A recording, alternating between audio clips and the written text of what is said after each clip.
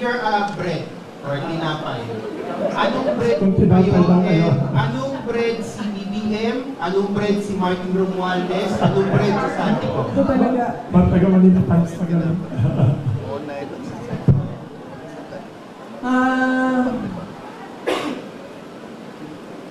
Definitely, hindi bread si Martin Romualdez at si BBM. Sino isa? Santico.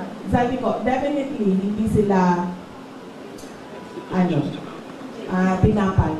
Dahil hindi makain yung ugali nila at hindi makain yung korupsyon nila. Kung ako ay tinapay, ang hirap nito sige, ito na lang. Paborito ko ang ensaymada. Okay? Pinaglihi ako sa ensaymada.